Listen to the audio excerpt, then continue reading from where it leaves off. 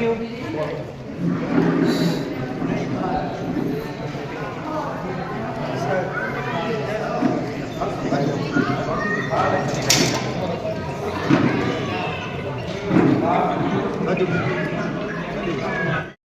एकदा नाव सांगा परत. हां. मी हरिभाऊ ज्ञानोबा उगले, हां. डोंगरगाव, तालुका अकोले, जिल्हा अहिल्यानगर. मी एक शेतकरी, पण शेतकरी कधी रिटायरच होत नाही, बरोबर. पण मी 40 वर्ष एक प्रकारे शेतीची सेवा केली. एक प्रकारे जे काही कमावलं असेल ते ठीक, आणि पण मलाही वाटलं कुठंतरी या समाजाचं आपण देणेकरी लागतो म्हणून एक उत्तराई म्हणून किंवा एक गाडगे महाराजांचे विचार बघा.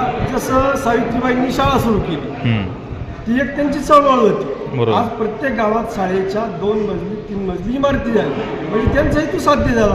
तसं गाडगे महाराजांनी 2 विषयावर काम केलं, स्वच्छता आणि अंधश्रद्धा. पण ते 2ही विषय पाठीमागं पडले.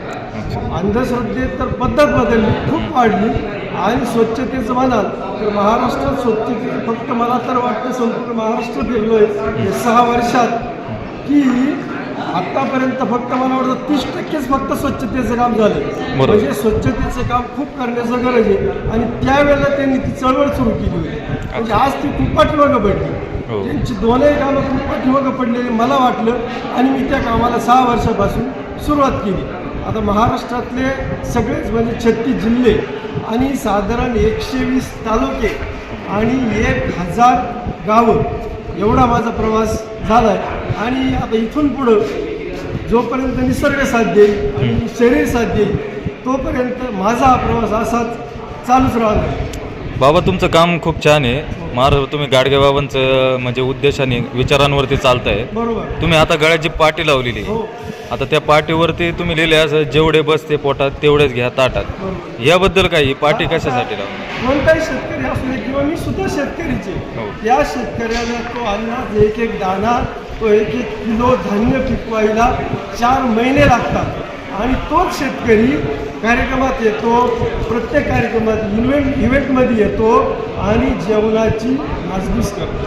मग त्या शेतकऱ्याला एवढं सांगलं आहे की, कारण शेतकऱ्याने देवाला फसवलं आहे, म्हणजे देवापेक्षाही माझं तर मते श्रेष्ठ शेतकरी आहे. पण ते फक्त थोडंसं समजून घेतलं पाहिजे तो कसा श्रेष्ठ येते.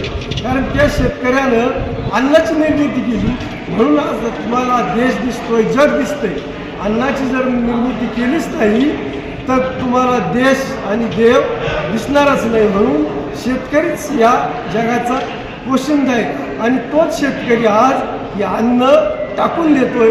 म्हणून त्या शेतकऱ्यासाठी किंवा संपूर्ण जनतेसाठी हा एक छोटासा संदेश. आता तुम्ही असे म्हणजे आता हे काव्य संमेलनाचा कार्यक्रम आहे या ठिकाणी, बरोबर. तर तुम्ही प्रत्येक कार्यक्रमात जाऊन हा संदेश देत आहे? हो.